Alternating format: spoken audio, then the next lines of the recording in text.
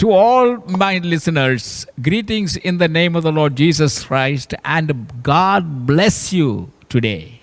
और वे सब जो आज के दिन मुझे सुन रहे हैं, प्रभु यीशु मसीह के नाम में मैं आप सबका स्वागत करता हूं और प्रभु आप सबको बहुत आशीष दे। And I want to believe by faith और मैं विश्वास के द्वारा ये मानना चाहता हूं, ये भरोसा रखना चाहता that हूं the anointing of the Holy Spirit is coming upon you. कि प्रभु यीशु मसीह का वो अभिषेक आपके ऊपर उतर रहा है, As that anointing has come upon us, जैसे कि वो अभिषेक हम पर उतरा है, for us to speak authoritatively. ताकि हम अधिकार के साथ आपसे बात कर सके। And upon you the anointing is to listen and understand, and may the Holy Spirit expand your mind. और मेरी प्रार्थना यही है कि पवित्र आत्मा आपको भी वही अभिषेक दे ताकि आपके मन और दिमाग खुले और आप इस वचन को समझने पाएं। Well, let us come to a conclusion of this present subject we are talking about. और आइए हम जो वर्तमान में जिस बात को लेकर के हम बात या अपने शिक्षा में आगे बढ़ रहे हैं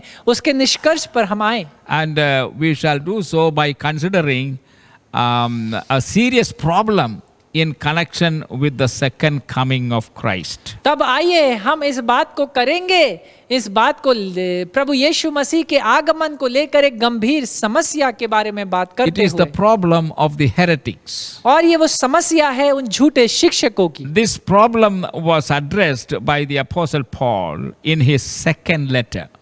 और इस समस्या को पत्रस ने अपने दूसरी पत्री में भी इसके बारे में बात किया है। The question these heretics asked was, और जो सवाल ये झूठे शिक्षक पूछते हैं, where is the promise of his coming? कि कहां पर वो वादा है उसके आगमन का। Now this expression was a form of Hebrew expression which implied that the thing asked about did not actually exist at all. और ये वो सवाल इस बारे में निर्धारित था, या इब्रानियों की भाषा के अगर इसको हम अनुवाद करें तो उन बातों के बारे में पूछना जो है ही नहीं। And it could mean one of these, I mean, or all of them. या इनमें से भी कोई बात इसका मतलब हो सकता है या सारे ही। In Malachi chapter 2 verse 17, और मलाकी उसका दूसरा अध्याय और 17वें वचन में, the evil men asked of Malachi's day, और वो बुरे मनुष्य, दुष्ट मनुष्य मलाकी के दिनों में, where is the God of justice? वो दुष्ट और बुरे लोग ये पूछते थे कि कहां पर है ये न्याय का परमेश्वर। And then in Psalm number 42 verse 3 और भजन 42 और उसके 3रे वचन में, and 79 verse 10, और उसके 69 वचन और 69 भजन और 10वें वचन में, the heathen demanded of the psalmist, where is your God? तब वो गैर यहूदी पूछते हैं कि कहां है तुम्हारा परमेश्वर। No, the heathen demanded. और वे जो अविश्वासी हैं वो इस बात को पूछते हैं कि कहां है ये परमेश्वर। Is asking the psalmist, और वो भजन रचने वाले से ये सवाल पूछते हैं where is your God? कि तेरा परमेश्वर कहां है। You boast about your और God. तू तो अपने परमेश्वर के बारे में घमंड रखता है You talk about और God. अपने परमेश्वर के बारे में बात करता But you है, look at the condition, the present condition of mankind. और तू मनुष्य की वर्तमान की परिस्थिति को देख। So where is your God? तो कहां है तेरा परमेश्वर। And then in Jeremiah chapter 17 verse 15, और उसके बाद यिर्मयाह उसकी 17वां अध्याय और 17वें वचन में, his enemies asked Jeremiah, और यिर्मयाह के शत्रु उससे पूछते हैं where is the word of the Lord? कहां है परमेश्वर का वचन। See my friends, in every case, मेरे मित्रों, हर एक परिस्थिति में the implication is that the thing or person asked for does not exist. कि वो व्यक्ति जिसके बारे में पूछा जा रहा है या ये वो वस्तु जिसके बारे में पूछा जा रहा है वो है ही नहीं। Justice does not exist. और वो न्याय है ही नहीं। God does not exist. परमेश्वर है ही नहीं। So where is he? तो कहां पर है? That is what it means. Now the heretics of Peter's day were denying that Jesus would ever come again. और जो पतरस के दिनों में जो झूठे शिक्षक थे वो इस बात को इनकार करते थे, इसका विरोध करते थे कि यीशु का आगमन नहीं होगा। Where is his coming? कहाँ पर है उसका आगमन? That was the question asked. और वही सवाल वो पूछते थे। 2 Peter chapter 2. और दूसरा chapter पतरस 3. उसका 3रा अध्याय। And so they asked this question. और इस सवाल को वो पूछते And थे they based their argument on two things. और वो अपने तर्क को दो बातों पर रखते थे। Number one, पहली बात that the promise had been so long delayed कि वो वादा उसके आगमन का बहुत लंबे समय से देरी बनाए हुए है, that it was safe to take it, that it would never be fulfilled. और क्योंकि इस वादे को पूरे होने में बहुत देर हो चुकी है, अब तो ये अच्छा ही होगा कि हम ऐसा माने कि वो नहीं आएगा। And their second reasoning और was उसका दूसरा कारण वो ये देते थे that their fathers had died कि उनके पिताओं की मृत्यु हो चुकी है and that the world was going on precisely as it always did. और वो संसार भी आगे बढ़ता जा रहा है सावधानी के साथ जैसे वो चल रहा था। In other words, दूसरे शब्दों में this universe is stable. और ये विश्व या ये ब्रह्मांड स्थिर है That it is not going to be destroyed और इसका कोई नाश नहीं होगा and it will continue. और ये निरंतर बना रहेगा। Now, Peter's response also is twofold. और पतरस का जवाब भी दोधारी है। He deals with the second argument first. वो पहले जो दूसरा तर्क वो देते हैं उसको लेकर उत्तर देता है। What is the second argument? और वो दूसरा तर्क क्या है? That the fathers died and the world is going on and it will always go on. और उनका दूसरा तर्क ये था कि उनके पिता मर गए और तब से लेकर अभी तक ये संसार ये ब्रह्मांड स्थिर बना हुआ है और ऐसा ही रहेगा। So against that, Peter's argument is that और इस तर्क के विरुद्ध पतरस ये वितर्क देता है in fact, this is not a stable universe. कि ये कोई स्थिर ब्रह्मांड नहीं है। That once it was destroyed by water, क्योंकि एक बार इसे पानी से इसका नाश किया जा चुका है। remember Noah's time? क्या तुम्हें नूह का समय याद है? And in the time of the flood. और उस बाढ़ के समय में And that a second destruction, और वो दूसरा नाश this time by fire, is on the way. और वो दूसरा नाश जो आग से होगा इस बार वो भी आने को तैयार है। And the second part of his reply is in verses 8 to 9. और उसका दूसरा जो उत्तर वो देता है वो 8वें और 9वें वचन में हम देखते हैं। 2 Peter chapter 3 verses 8 and 9. दूसरा पतरस 3रा अध्याय 8वां और 9वां वचन। So let us look into it. आइए हम उसे देखें। But do not forget this one thing, dear friends. With the Lord, a day is like 1,000 years, and 1,000 years are like a day. The Lord is not slow in keeping his promise, as some understand slowness.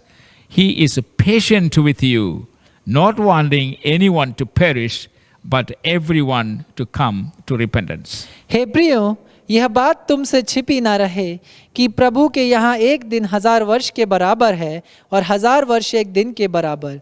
प्रभु अपनी प्रतिज्ञा के विषय में देर नहीं करता, जैसी देर कुछ लोग समझते हैं, पर तुम्हारे विषय में धीरज धरता है और नहीं चाहता कि कोई नष्ट हो, वरन यह कि सबको मन फिराने का अवसर मिले। Now the seeming delay means the promise would never be fulfilled. और उसके आगमन में जो देरी है इसका मतलब ये है कि वो वादा कभी पूरा That नहीं is the होगा। argument of the enemies. और यही तर्क ये शत्रु जो उसके आगमन पर विश्वास नहीं करते Peter's देते answer हैं। is, और पतरस का उत्तर उनके प्रति ये है we must see time as God sees it. कि हमें समय को वैसे देखना है जैसे परमेश्वर देखता है। God does not look and see the time as we see. परमेश्वर समय को वैसे नहीं देखता जैसे आप और हम देखते हैं। We see it, by second, minutes, and hour, etc. हम तो समय को सेकंड, मिनट, घंटे इस हिसाब से देखते हैं। God sees time from the perspective of eternity. लेकिन परमेश्वर तो समय को देखता है अनंत काल को अपने हृदय में या अपने मन में रखे हुए। And when you look at that, और जब आप इस बात की ओर देखते हैं, 1,000 years looks different to God than to by man. और 1000 साल परमेश्वर के लिए कुछ अलग हैं, जैसे वो देखता है ना कि मनुष्य जैसे देखता है।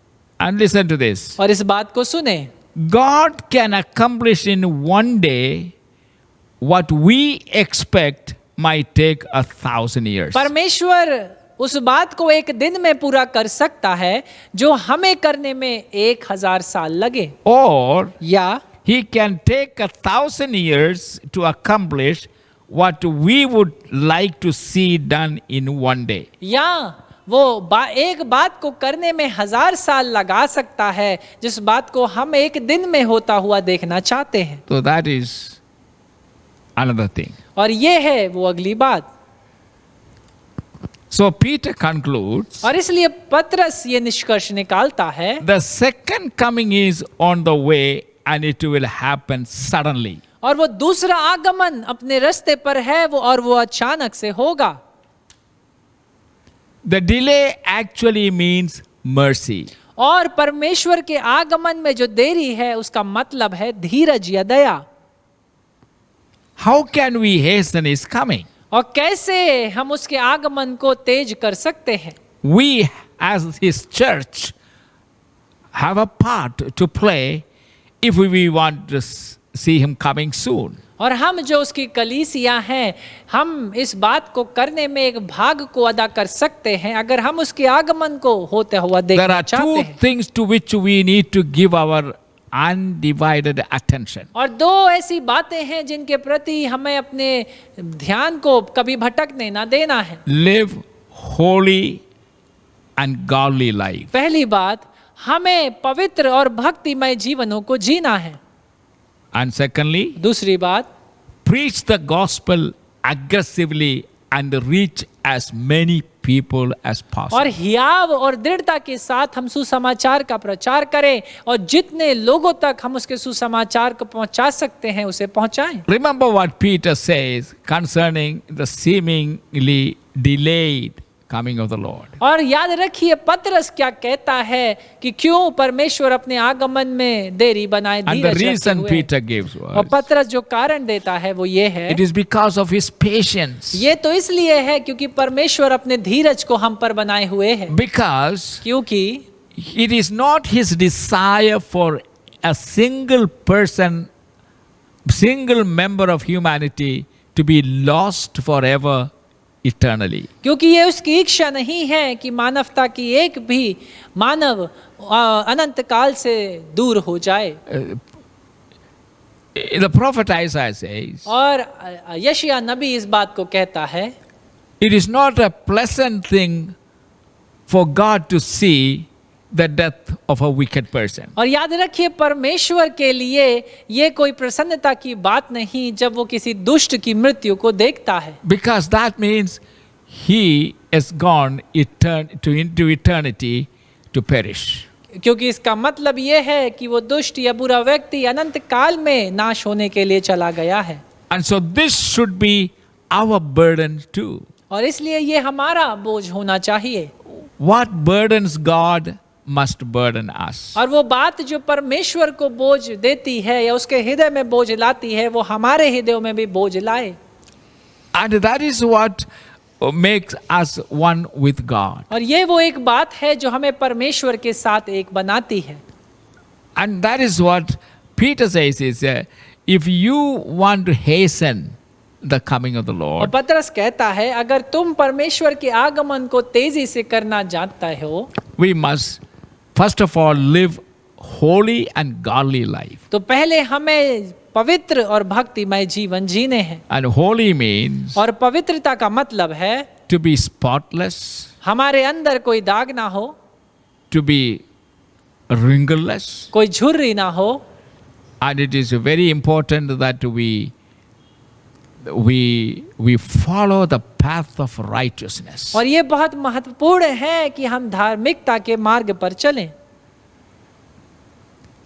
And so we must live holy life and then godly life. और उसके लिए हमें भक्तिमय जीवनों को जीना है। Godly lives mean और भक्तिमय जीवनों का मतलब है as Jesus lived here on earth, we must live. जैसे यीशु ने इस पृथ्वी पर जिया वैसे ही हमें भी जीना है। What kind of life Jesus lived? किस प्रकार के जीवन को यीशु ने जिया? He lived a righteous life. उसने एक धार्मिकता के जीवन को जिया। And he hated hypocrisy. और उसने पाखंडीपन से खुद को घृणा बना करके रखा। That is something that he could not stand. और वो एक ऐसी बात थी जिसके लेकर के वो कभी उसके लिए खड़ा नहीं हो सकता And he था। always was righteous. और वो हमेशा धर्मी था। And he considered righteousness to be the most important thing in a person's life. और उसने किसी भी मानव या व्यक्ति के भीतर उस धार्मिकता को ही पहला स्थान दिया। And so that is godliness. और ये है वो भक्तिमय जीवन। And what burdens God must burden our heart. और याद रखिए जो बातें परमेश्वर के हृदय में बोझ को देती हैं वो हमारे हृदय में भी बोझ को डालें। You see, in our relationship with God, याद रखिए हमारे रिश्ते में परमेश्वर के साथ we treat God a matter of convenience. तब हम परमेश्वर को संग ऐसा रवैया रखते हैं जब हमें उसकी जरूरत हो। इस प्रकार God is there always to help us. और परमेश्वर तो हमेशा है हमारी सहायता करने के लिए Always to bless us. और हमेशा हमें आशीष देने के लिए। And that is what we expect. और ऐसा ही हम सोचते हैं। But we have not understood what God is looking in us. लेकिन हम इस बात को समझने नहीं पाए हैं कि परमेश्वर हमारे भीतर किन बातों को खोज रहा है। He wants to see righteousness. वो तो धार्मिकता को देखना चाहता है। And that righteousness means having a right relationship with God. और धार्मिकता का मतलब है परमेश्वर के संग एक सही रिश्ता And a right relationship with one another. और एक सही रिश्ता एक दूसरे के साथ। And why is it that we are not at peace with ourselves? और क्यों ऐसा है कि हम खुद के साथ शांति में नहीं हैं या हमारे भीतर वो शांति नहीं है? Because we don't have a good right relationship with ourselves. क्योंकि हमारे भीतर ही हमारे खुद के साथ एक सही रिश्ता नहीं। And therefore we cannot have a right relationship with others. और इस कारणवश दूसरों के साथ भी एक सही रिश्ता हम नहीं And unless and until we establish a right relationship with God Himself, और जब तक हम परमेश्वर के संग एक सही रिश्ते को नहीं बना लेते we cannot have a relationship with others. तब याद रखिए दूसरों के संग हम रिश्ता नहीं बना सकते। And so live godly life. और इसलिए भक्तिमय जीवनों को जिएं। Godliness is a great gain. याद रखिए भक्ति एक बहुत महान लाभ है।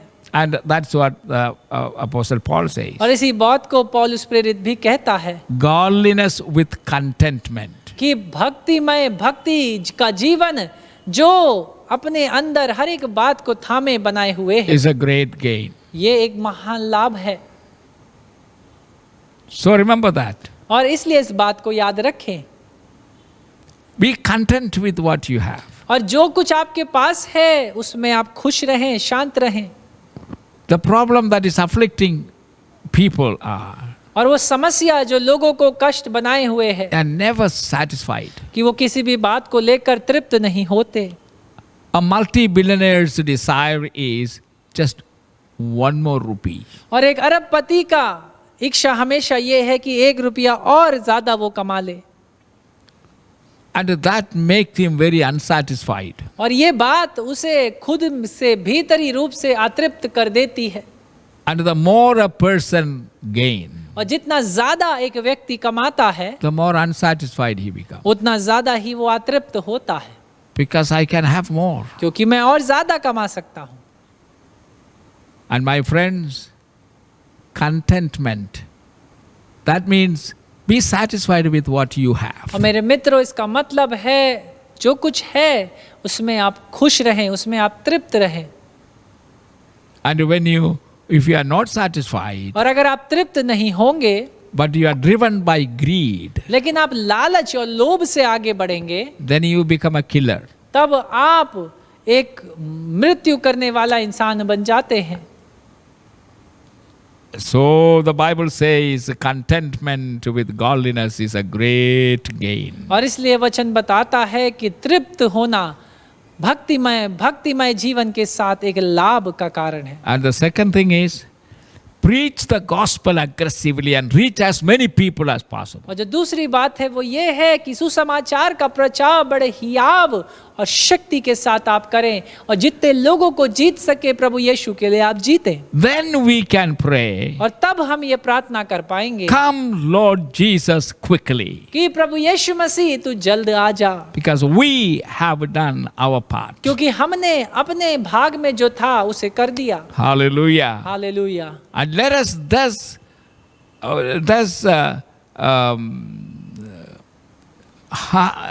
speed up the coming of the Lord. और इसलिए होने दे हम सब मिलकर प्रभु यीशु मसीह के दूसरे आगमन को तेजी से आगे लाएं। And I pray that you shall be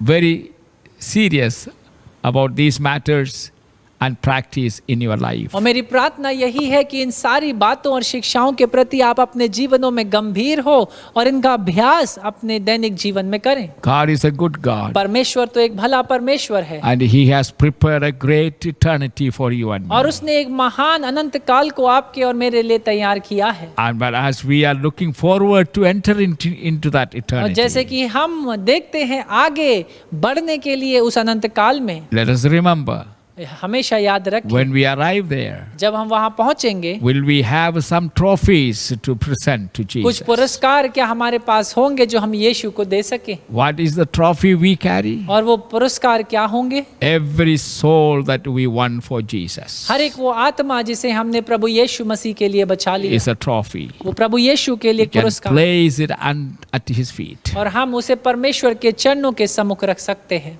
And so we can present a line behind us. और इसलिए हम अपने पीछे एक लंबी कतार को प्रभु यीशु मसीह को समर्पित कर सकते हैं। And so to desire heaven and eternity is one thing. और अनंत काल की इच्छा रखना और अनंत जीवन की इच्छा रखना एक बात है, But how are we going to arrive there? लेकिन कैसे हम वहां तक पहुंचेंगे? Empty handed? खाली हाथ, Nothing to present to और कुछ Jesus? है ही नहीं जो हम यीशु को दे सके। And so there is no reward at the judgment seat of Christ? और इसलिए परमेश्वर के न्याय के सिंहासन के सम्मुख आपके लिए कोई इनाम है ही नहीं। Somehow we arrive there. और किसी रीति से हम वहां पहुंचते हैं, And we don't carry anyone else with us. लेकिन हम अपने साथ किसी को लेकर नहीं जाते। Don't let it happen. लेकिन ऐसा ना होने दे, Let us give heed to the commission the Lord has given us. लेकिन होने दे वो महान आज्ञा जो परमेश्वर ने हमें दी है, उसके प्रति हम विश्वासियों के बने रहें। Go, जाओ, preach the gospel सुसमाचार का प्रचार करो to every creature हर एक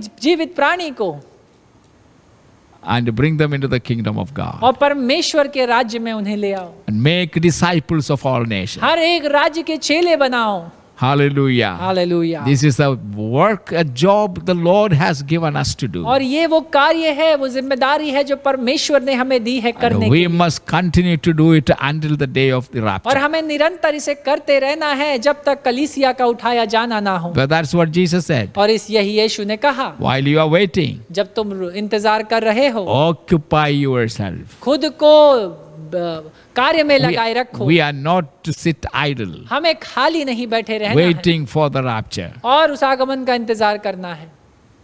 Remember that. कृपया करके याद Don't रखें, forget our responsibility. हमारी जिम्मेदारियों को हम ना भूलें। Let us pray. आइए हम प्रार्थना करें। Lord, we thank you और पिता परमेश्वर हम that धन्यवाद you करते हैं have given us a great hope to live with. कि तूने हमें एक महान आशा दी है जिसके साथ हम जी सकते हैं। So we know we have something to live और for. इसलिए हम जानते हैं कि हमारे पास कुछ है जिसके लिए हम जी As सकते we look हैं। forward to the coming of the Lord. जैसे कि हम परमेश्वर के आगमन के लिए और अपनी आस लगाए हुए हैं। And Lord, परमेश्वर, it seems there is a delay. ये हो सकता है कि हमारी नजरों में ये देरी लगे, And your word has made it very clear why there is delay. और तेरे वचन ने बड़े स्पष्ट रीति से इस बात को बताया है कि क्यों तू ये देरी It करता is है। the patience of Jesus. क्योंकि ये तो तेरा धीरज है, It is not his desire for a single soul to be lost eternally in hell. क्योंकि ये तेरी इच्छा है कि एक भी आत्मा उस नर्क में अनंत के लिए नाश ना हो, But he wants everyone, everywhere, to be saved by faith in the Son of लेकिन तू God. तो चाहता है कि हर एक जन हर एक जगह पर बचा लिया जाए। Lord, let it you use us. परमेश्वर तू हमारा उपयोग कर, We give you all the glory. हम सारा आदर महिमा तुझे देते हैं In Jesus' name. यीशु के नाम में, Amen. आमीन। Amen. We will continue this study with some from the 2 Thessalonians. और हम इस अध्ययन को जारी रखेंगे और कुछ अध्ययनों को हम दूसरे थिस्सलुनीकियों की पत्री से भी So in करेंगे। our next lesson, और इसलिए हमारे अगले अध्ययन में we will go into 1 Thessalonians chapter 5. हम पहला थिस्सलुनीकियों की पत्री उसके अंतिम अध्याय यानी 5वें अध्याय पर अपने अध्ययन को रखेंगे। So I request you to read this. और मैं चाहूंगा और सबसे अनुरोध करूंगा कि आप पहला थिस्सलुनीकियों की पत्री उसके 5वें अध्याय को जरूर पढ़ें। And I think these messages of mine aired on Tuesdays and Thursdays. और मुझे जहां तक पता है ये संदेश मंगलवार और बृहस्पति को आप देखते हैं By the AGNI media. जो कि AGNI मीडिया के द्वारा ऑनलाइन आता है। God bless you. परमेश्वर आप सबको आशीष Let the word of God abide in you very richly. होने दे। परमेश्वर का वचन बहुत ताकत से आप में परिपूर्ण बना रहे। In Jesus' name. यीशु के नाम में, Amen. आमीन।